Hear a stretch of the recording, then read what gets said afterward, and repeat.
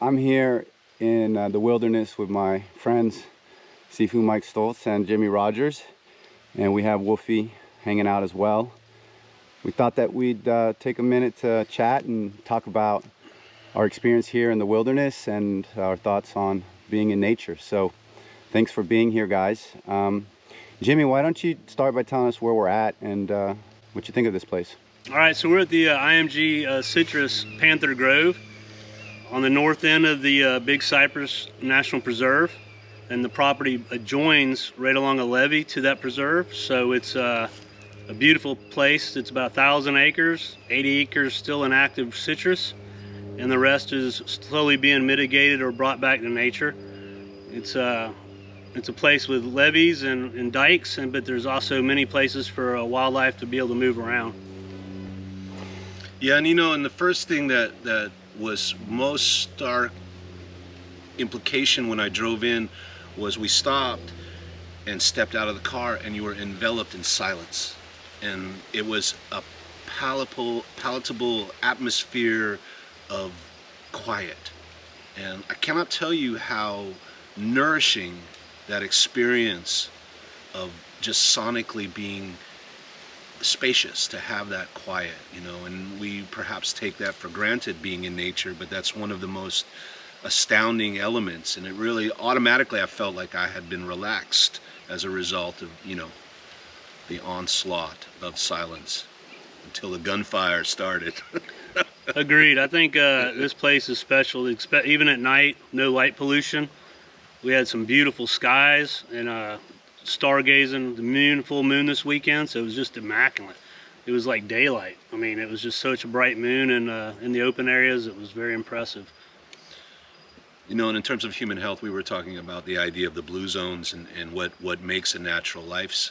In light pollution or light sources, artificial lights are super important, so we can do things at night to see things. That's important, but also the natural rhythm of the full moon and being able to see that is the next thing, because there's real evidence, nature deficit disorder and a seasonal deficit, light changing us and not having access to that natural light like that, because it was significant, the full moon. Yeah, agreed. It was a very big moon and really pretty. Had a lot of wildlife so far. We've been out here. We've seen everything from countless amounts of turkey. Great turkey population here. We've seen quite a few cottontail rabbits, quite a few deer. Highlight so far of the trip's been one big black bear. Tim spotted it in a cow pasture to the west of north of the property on a hike, and then by the time we got back on our property off of a levee, he had crossed our path and was headed south through the property, headed to the preserve.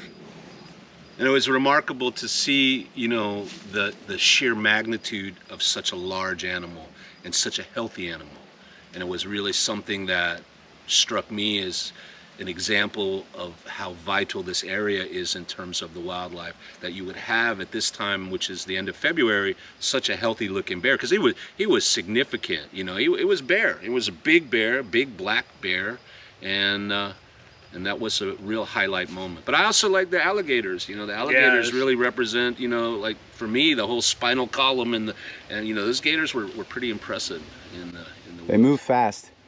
When we were coming up on the high road. So we went into the preserve. What were some of your thoughts seeing that beautiful ecosystem? Oh, it was the first time that I've been in the glades on the north end. I've been in the south but this side is really beautiful. The cypress domes are great. The being able to see the cap rock on the levees that they built, and just how clear the water is, because it's already been filtered at this point in a lot of places. The stratosphere that you see between an alligator laying on a grass bed, then you see the cap rock layer, and then just the clear water, so clear. We saw numerous amounts of fish. It was really a neat spot. We saw quite a bit of birds here. I mean, it's obvious this is a major rookery for Florida, and I've seen countless. And the clarity of the water was striking. And we talk about sheet flow and the restoration, and I think what you were alluding to is a healthy biome, a healthy ecosystem is really vibrant and alive, and it is functioning at an optimal level. And there was flowing water, and the water was relatively clear. We could see the natural geographical and geological changes there were mounds, and then it dropped down, and then there was, it was quite impressive. Old Florida, reminded me of, Florida paintings and the color, and it was, and Wolfie liked it a lot too. One thing we all talked about was just the benefit and seeing it is that on the side of the grove and on the side of the others, the pressure, because the land's been worked so much that there is invasive species. But then once we got into the preserve, it's like, nature's just holding its own there, and we did not see.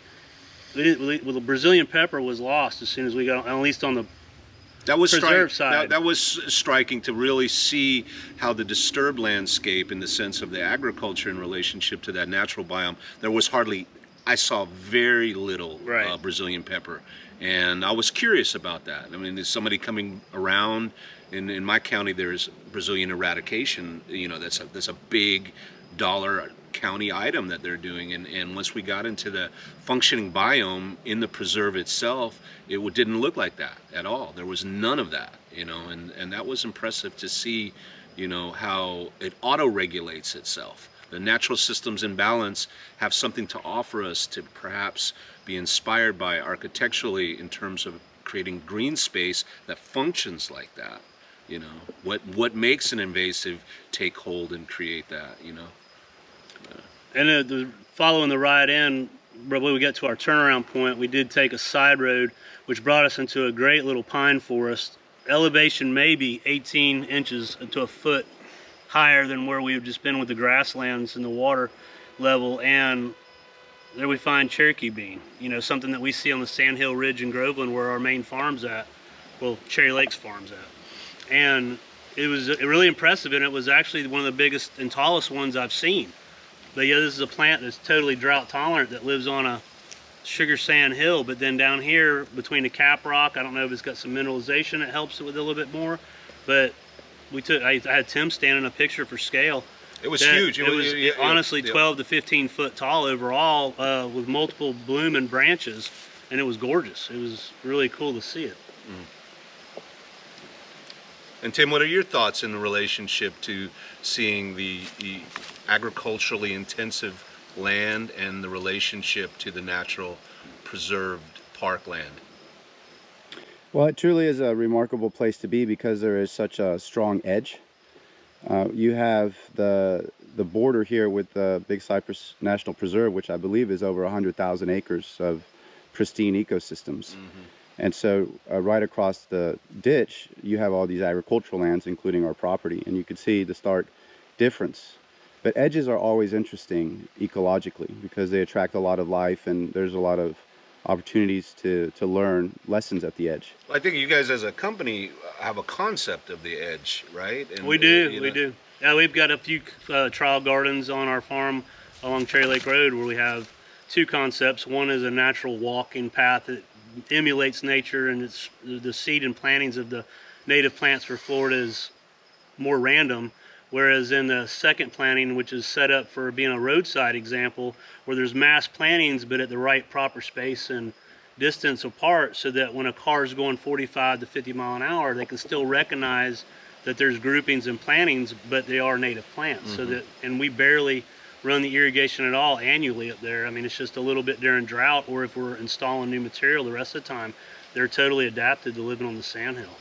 Yeah, I think that, early on the state of Florida began the roadside wildflower projects, and you've seen where they seed the wildflowers along the roadside so they don't have to mow nearly as much as they do and create an environment for pollinators. There's something to that utilization of the edge space. But I was curious about, they're behind us, there is this orange tree, and it's very vibrant and alive, and you guys were alluding to the oak relationship to that, and I think that's what I got really out of the healthier parkland, was that you have the symbiosis between all these different types of trees and plants working together to create a functioning ecosystem. And Yeah, that is an interesting way to draw attention to these relationships in nature and how the diversity in the system promotes health throughout the system. Jimmy, maybe you could talk about what we know of the relationship between oak trees and citrus trees and greening. So they've been finding that one, the soil conditions in a forest was really different, where all the roots are intertwined and so many different species of biodiversity. They're all working together through mycorrhizal activity. And then the oak trees are putting out aerosols that are helping protect that tree and strengthen the tree's immune system to a point. And they're finding that it's an edge effect or an oak effect with citrus that's, you know, planted in or near, very near the edges of oak trees. So we're finding healthy citrus trees scattered throughout Florida in abandoned groves where oak tree canopy has grown in. And even though they're abandoned and not getting any fertilizers or pesticides and greening is ravaging the state, these citrus trees are extraordinarily healthy. And as you can see from the tree in the background, there's a huge crop yield sitting on that tree. Yes, I mean, I grew up in Florida, and when we walk down, and we're in, excuse us for me not mentioning that earlier, folks, we're in a small oak hammock right off of the farm. It's on the farm's property. It's just a little nestled place with beautiful sable palms, 50-foot tall, and some, you know, great oaks in here. But this is a citrus tree that probably, you know, seed or whatever wound up in here. But it looks like something that when we were growing up, you know, I'm 50 years old, but in the time period when they had to use tall ladders to pick orange trees, you know, and I mean, it's a thing, right? Yeah. And it's, that tree is easily, you know, 20 foot overall. It's impressive, and the yield on it for being here. The crop looks good. Yeah, you know, I mean, without, you know, in the shade, I wouldn't have saw that. Citrus trees like a little bit of shade, it turns out. Right. But no blemishes. I mean, the fruit, class A right there. I mean, it's Now I would imagine again with the whole, you were mentioning the microrhizomal activity in the soil, that probably if we looked down there and took a sample, we would see some of this root symbiosis going on. That's something's causing that to be that green and that lush and that healthy. well, right. And at our farm in Groveland and other farms, and I think we've even done it here. We're using compost, and we're using that now to cut down on our nitrogen and other things. But we also with greening have found that, you know, plant health is the optimal thing, and building that root structure and that root zone is the most important part of that. So here, when you're using compost, a forest floor is a compost factory. Sure. So, you know, I mean, when you're a kid, or if you're going fishing, you go dig in the edge of a tree line to look for worms. Well, that's where your castings are from worms. So same thing here. It's constantly layering, or that zucchini effect of just constantly building compost. And I think you illustrated that very well in the other section of the grow. Tim pointed out, he grabbed a little bit of the soil underneath the tree where the compost had been applied versus the regular substrate that had been packed, and there was, you know, the difference was really quite amazing, how flaky and vital the soil looked under the tree where the compost had been added versus the non-compost added area. Right, and they've been doing studies at our farm, and they've shown that root density studies that it's severe. I mean, it's just drastic increase of root mass in those areas. Yeah, so when we come out here, obviously we're just here to recreate and to immerse ourselves in nature for all the wonderful benefits and numerous benefits of doing that. And we'll probably talk about that, but there's an opportunity to learn just by observing. And, you know, hopefully we can mimic some of these patterns that we see in the preserve or in this hammock to learn about soil health and plant health and how healthy ecosystems thrive and function with biodiversity. I think they call that biomimicry, but I call it common sense. Well, no, I believe you were talking about this, that there are these heirloom techniques where, you know, stewardship for the land was something that perhaps was a matter of necessity, making compost additives because there was no ready access to fertilization and chemicals that you had to produce. You know, I remember, you know, a farmer in Tennessee talking about adding rock dust, you know, and various mineralization compounds to the soil because, you know, the soil represents, you know, a living system in and of itself, right? You know, to really recognize the relationship of the mass of the tree that you see, but the invisible portion of the tree that you don't see, with the roots, you know. And deeply mysterious, deeply profound, alluded to by, you know, the folkways of our forefathers as farmers and whatnot, you know.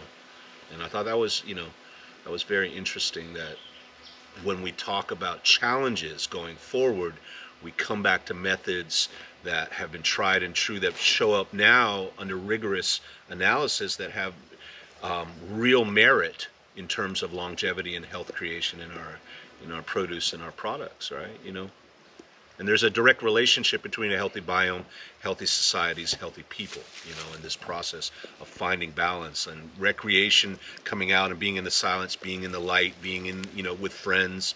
You know, these are attributes of this concept of the blue zone.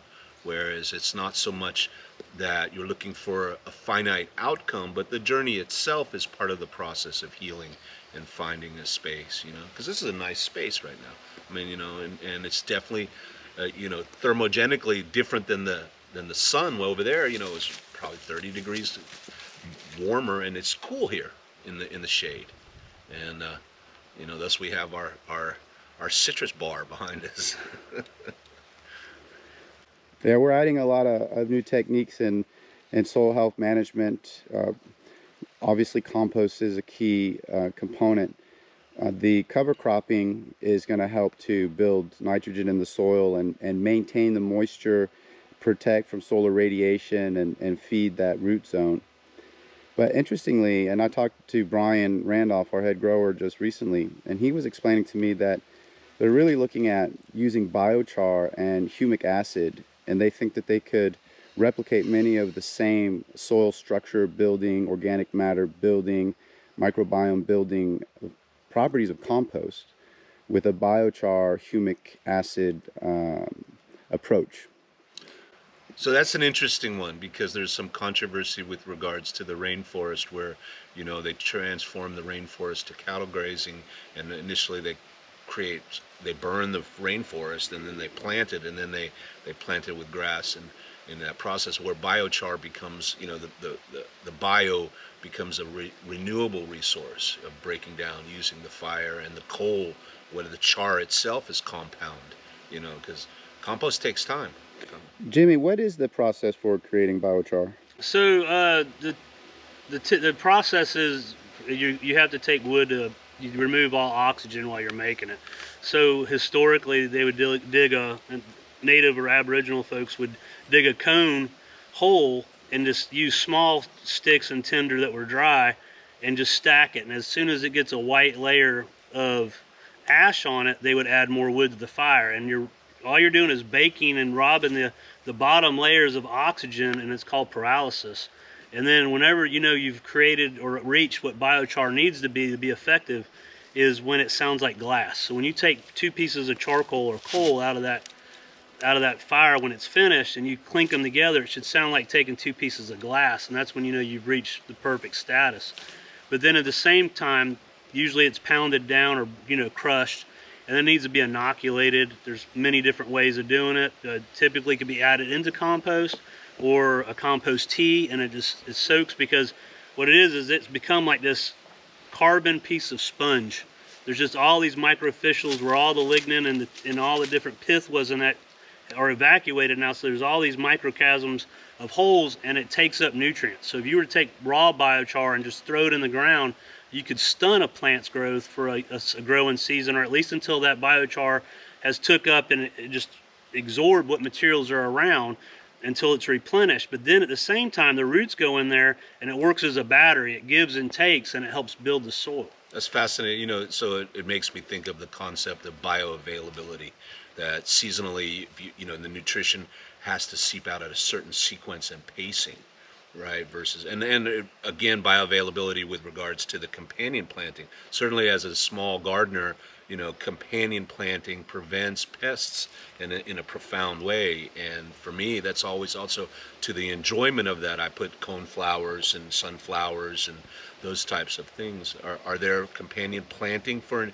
integrated grove versus the concept of an integrated grove versus a mono grove where you just have, you know, because I was curious to ask you about, you know, the history of the orange. Is it something that was introduced from the old world, or was it already here when the Spaniards came? The original citrus came as far as what everything I've been taught is in Florida, is it was brought when the first ships showed up because of scurvy. So vitamin C on the ships, because there was not. So every time that the Spaniards or anybody would land, if they had, mainly Spaniards, would drop seeds and plant citrus, so that way at least when they came back, they could resupply on the return trips, so that they could prevent scurvy on the boats. And the pigs and cattle as well. We just got Yes, we have them. The Florida grapefruit was introduced by a Frenchman who was a bit of a pirate and a rogue, but he was also a polymath, and he was the one who planted the first grapefruit groves in Florida. So we find it appropriate that my family is in it and fighting for the survival of the grapefruit. But to your question about an integrated grove, that is something we're looking at very closely, because these principles of biomimicry strongly suggest and encourage that biodiversity in a planting system is optimal for resilience and generating these network effects of root zone interactions and aerosol interactions. So to your specific questions of the integrated citrus grove, it might be the live oak tree. And I don't know how to do that, but if we think about it, we might be able to sort that out. We are introducing the perennial peanut, so that's one important step that will create nitrogen-fixing legume that will cover the row middles, reduces the need for mowing and herbicide. Got it. Yeah. It builds soil health, and we can harvest it as a crop. Right. So you add resilience economically as well as resilience ecologically. So I'm curious, if we were talking briefly in our conversations about the nature of permaculture and the concept of these food forests, where in traditional cultures in Morocco and Vietnam and other places in Syria, where families had created a multi-planting, a sequence of trees, not just one monocrop, and then a ground cover, and then adding animals, because you've got a lot of wildlife here. You got pigs moving through and turning the soil. We're seeing the areas that we drove through where there is a disturbance. There's a profound greening effect. Pig shit, pig droppings, pig movements. But that's just one of a many species. Of fertilization. Our growers will not like the thought of pigs in the grove. I could tell you that. Right. Yeah. But I get your point. There's a rule for animals in soil management and agriculture, but in fresh produce production, that's a bridge we have yet to cross. Right. My concept, my idea is, again, the idea of biomimicry, not necessarily one for one ratio. I mean, I would imagine that the pigs came with the fruit. What are we talking? 300 years ago. In a relatively short amount of time. What kind of time frame does it take? To put in a grove, to actually figure out when you can get. How old is that tree? Behind us here, and how long did it take to get there? Because this looks like a pretty mature. The lichen on the oak trees and even on the palms, this looks like this is a pretty mature grove that we're sitting in right now. How old would you say these are? Yeah. Well, citrus trees can last 60, 80 years, and the old Florida groves used to be that old. Citrus greening has changed that, but we can establish a productive grove in 4 years. Right. We have farming and nursery and horticultural practices that we can use to implement strategies to really transform how we farm, and that's what IMG Citrus and Cherry Lake are focused on. But it's a journey, and it's iterative. Well, you're also in an epic struggle. I mean, and if we could talk a little bit about the greening as a disease, is there any idea of where it came from or why it has decimated the citrus industry in Florida? Is it, because I'm a contemporary age as well, and I remember growing up orange groves everywhere. I remember going and taking the warm, sun-kissed orange and eating it fresh off of the grove while playing hide and go seek. Well, it's a disease that's carried by the psyllid bug, and it attacks the vascular system of the tree. So I mean, there was plenty of research being done trying to find a way to combat the pest and the disease. But the problem is right now the most effective is what we're using at our farms now and building another structure is cups, citrus under cover protection. Mm-hmm. So we're going to really get to see some benefits of that. We have one grove that's actively in 12 acres, 13 acres under tarp, under protection now with a 50 mil mesh. It's incredible. I mean, it's 6 degrees warmer. And the trees love it. I mean, I watched them go in the past couple of years. Their size, it's amazing. And we're going to be doing some cover cropping in there with perennial peanut this year. We have another grove that's over near a lake that we're going to be doing some cover cropping in, but we're also going to plant a pollinator wildflower garden. We've got a no-till seed drill now that we're going to start utilizing and learning from that to build meadows and habitats. But also, you know, pollinators are something that we all enjoy, and it's a visual, but there's also insects like your beneficials that you don't really think about unless you're a gardener or something, and that's assassin bugs and all these other cool names, but they're the ones that come in. Even a ladybug, you don't really consider a ladybug a pollinator, but Sure. she's coming to eat aphids. Well, you know, citrus can get aphids. I mean, a lot of plants can get aphids. So attracting those multi, you know, like we talked about, having biodiversity attracts more of all species, good and bad, but usually the bigger it is, the more good you're going to have, and that's how nature works, right? That's how we're in a place that's balanced. I mean, But I remember the biggest threat to citrus was the freezes, right? We were talking about the pots and lighting. You know, back in the day, the freeze would come in, and you know, and canker was not a big deal, right? And then suddenly, you know, there was a citrus canker that came, but then the greening, you know, was it something that just went out of balance at some point? Is it in California? Is it everywhere, or is it just Florida?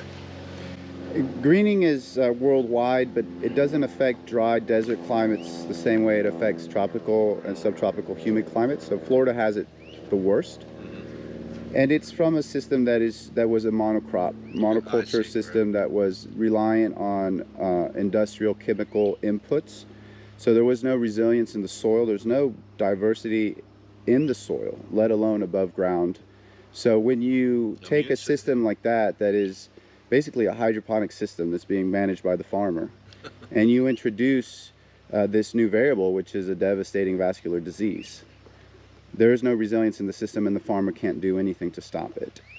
So now the farmer is asking himself, can I build a system based on the principles of nature that will ensure that nature herself will take care of my crop next time something like this comes around? Well, you know, and you know, with the advent of the ecological age, and we begin to look at, you know, global trends in food production and whatnot, and the changes in weather patterns, as we think about the, you know, where do viruses come from, you know, and to think of plants being devastated by a virus is a unique way of looking at things as a systems view, where you look at, you know, it's not just one thing, it's a totality of things. You know, monocropping, you know, being what it is, you get these incredible yields as long as you have, you know, industrial scale inputs, but then the immune system of the plant becomes vulnerable to that process. It's a vicious cycle. Whereas then finding the natural system and using the natural system to mimic, you know, our technological intervention of agriculture. You know, the food forests are fascinating to me because there are nurseries here in Florida that people want to have, you know, small scale food forests, but can that be done at a larger scale? That's a good question, Jimmy. Can we build forest at scale? we can build them at any size. We're going to be practicing and trialing what they call microforest. The idea came from a gentleman in Japan, and it's, as you know, size is dependent on how much, you know, how big you need or want to do, and it's where you plant very tight. And I mean, usually bare root or starting with a quart, something like we start with at the farm, and you plant within 1 foot, 2 foot centers, and you plant canopy trees, your understory trees, and some of your shrubs and out, you know, ground covers all together at one time in a mass planting, and it's dense. But then each year it grows at 4 to 5 times the normal rate that if you were to plant it solely, because one, just like in a forced effect, roots start growing together, so you get that symbiotic relationship happening. And also is that it's light competition. So everybody's growing for light and they're fighting, so you get natural selection amongst everything you planted. is like which ones are going to be the best species or which ones naturally are going to grow faster. And then as it grows, you have just made a forest that can be, like we talked about a minute ago, we're standing, it's 10 degrees cooler where we're sitting, just being in the shade.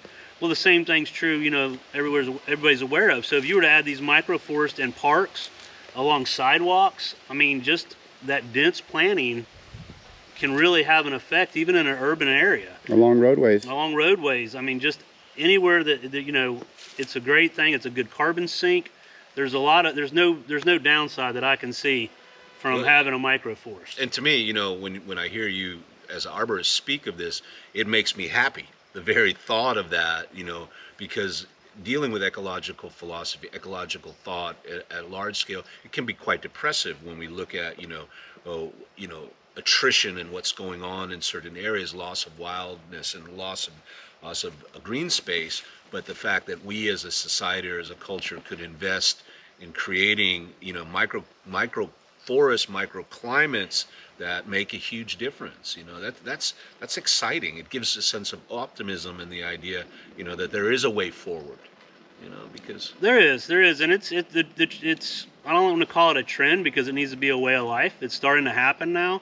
People are slowly realizing it. We're working through Cherry Lake with some big communities that are, you know, 85-90% native plants. I mean, and some people coming on, they're very ambitious with 100, and we're all about it. I mean, it's because we're trying to save water in Florida because we're running out. So many people are moving here, and it's senseless to keep irrigating turf. I mean, it's just a brutal thing to irrigate, mow, you know, spray. It's just this vicious cycle that does nothing but hurt our waterways.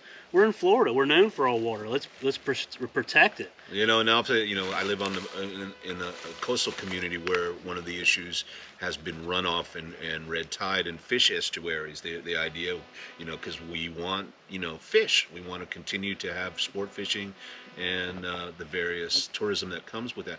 Could you talk about so where do you get the native plant material? How do you propagate native plants for such an endeavor as large scale plantings? And you know, because there must be, you know, you can't just go out and collect it. You have to start, you know, for a large scale. Is there a program that you guys are doing with regards to greenhouses and seed propagation, natural plant sources?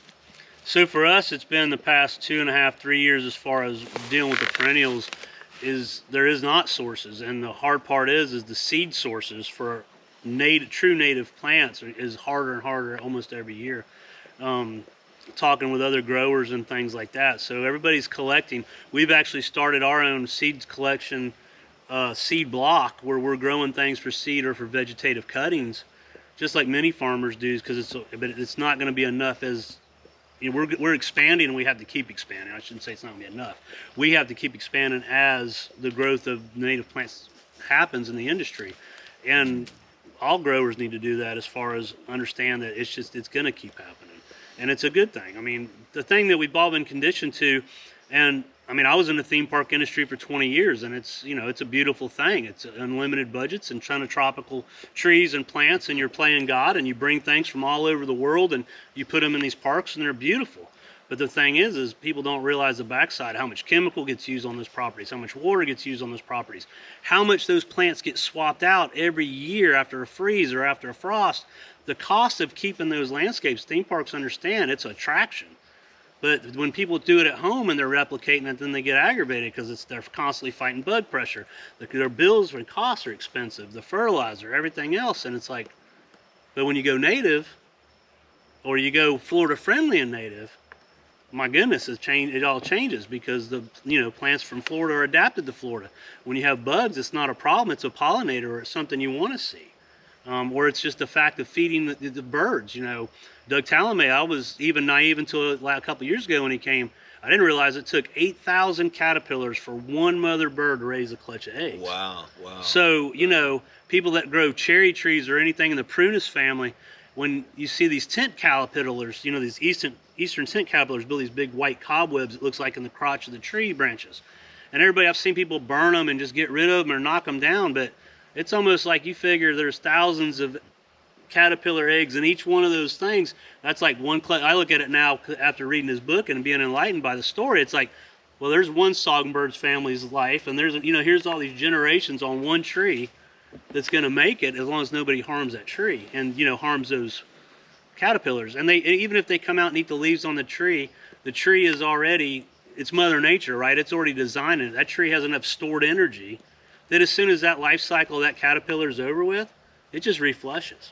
And the birds have already raised their clutch of eggs and they've moved on, and this cycle starts again the next year. That's regeneration. Yeah. And it's free. It's free, and you get to watch it. Your kids get to watch it. It's priceless. It's more than free. There's a value to it beyond the actual mercantile exchange of value added process, the intensive, you know, and then to appreciate that, we begin now to come back to the idea of the narrative of a living, future optimistic vision for our children, intergeneration, feel good about the work, feel good about participating in that legacy of longevity. And we're finding that, you know, in these blue zones, that there is this connection of human health and a biomic health.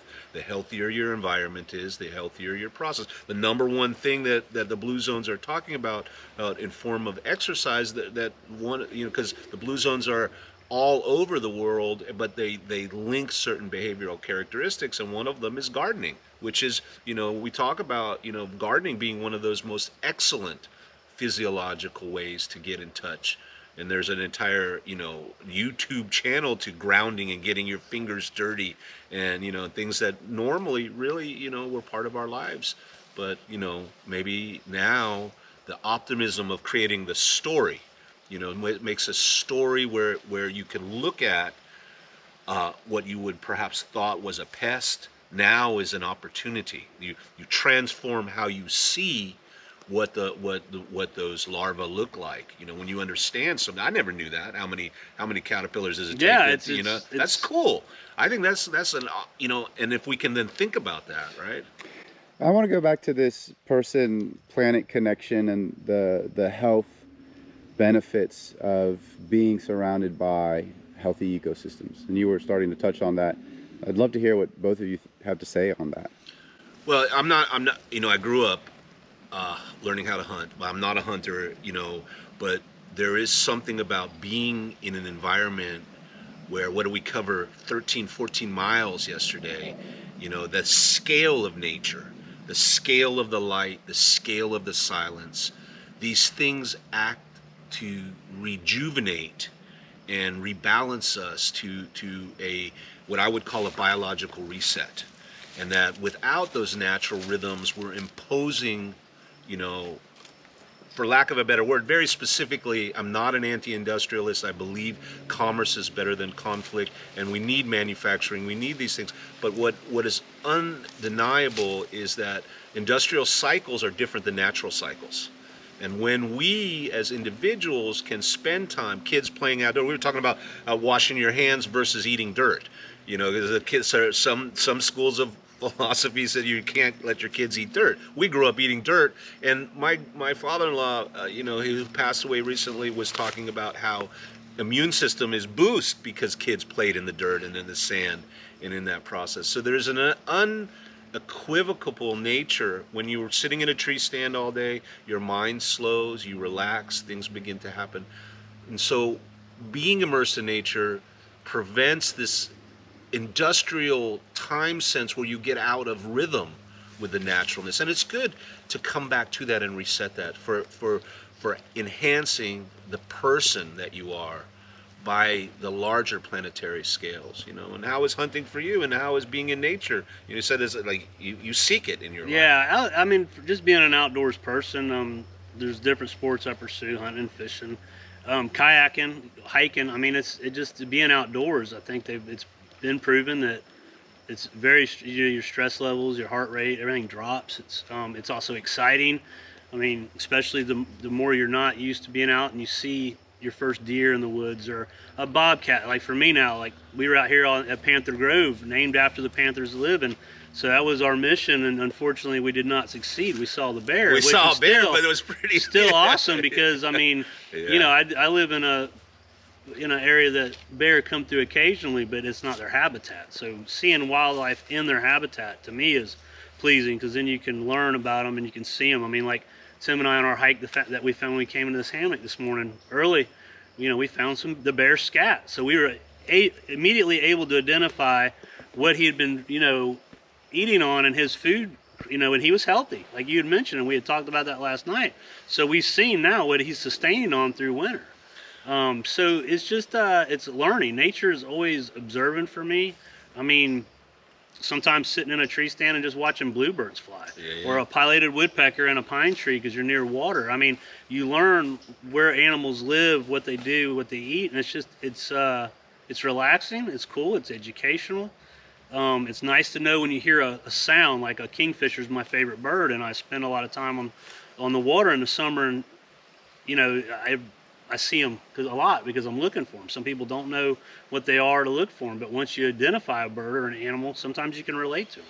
And ultimately, when we talk about human health and longevity, these are the benchmarks for the great symphony of life, the sound of a living system, the sound of the silence, which is not silent because you have the bird call, you have the animals. I remember surfing and then suddenly a dolphin blows. That sound, these acoustics. There is a deeply health-enhancing effect of that process, while at the same time we were alluding to one of the cardinal elements of this person, planet, and process is respecting. Looking again, like you're saying, learning to look, because it's all around us. It's so effervescently efficient, natural systems, that we lose sight of it sometimes until it breaks. And if it's in flow, it's almost imperceptible how seamless, the life-enhancing qualities of a healthy functioning biome is. And then in German, there's this concept called Bauecology. Even for buildings, there are healthy buildings, material sciences. And we had a conversation about NASA doing plant studies to filter air for space travel. And now, that study by Wolverton is about how to grow fresh air. So there is this real, and people have known that forever. People have collected plants. The spider plant, the mother-in-law tongue being one of those plants that, filters formaldehyde, all of these VOCs. So there is a deeply inspirational element to that, where you don't have to do much but be available to it. And at the same time, being in nature requires also mindfulness, because you have to be attentive that there is a biological reality. That bear was big. That bear was something. If that bear would have turned, we would have ended up doing some theatrics to survive that process. So we don't want to think that it's all new agey, in the sense that there is not a matter of real predation going on. We have to respect our role and our niche within the web of life. And once we can do that, there is a natural immune system that happens to humanity, and I will argue society. A spacefaring culture is not as intrinsically important as a life-enhancing culture, an Earth-centric culture where, there was a man in the 60s named Buckminster Fuller. He developed the geodesic dome, seeing Epcot and these types of things. A very brilliant man, but he talked about this concept, spaceship Earth. When you talk about, the fact that the planet is heliocentrically moving in the universe while producing its own atmosphere, while auto-regulating temperature, and in less than 120 years, we have this crisis opportunity of environmental information to feedback that we better get our industrial systems right. We have to figure out how to deal with our outputs that are unintended, that are causing. And it's not about climate denial, it's not about politics, it's just good housekeeping. Functional elements, because it makes sense to be in harmony, and to see what that is. I was startled when I read this whole thing about, that palm trees can live hundreds and hundreds of years. You think about the sequoia, you think about these, but how many different types of biota and plant and tree and shrubs, the mystery of life.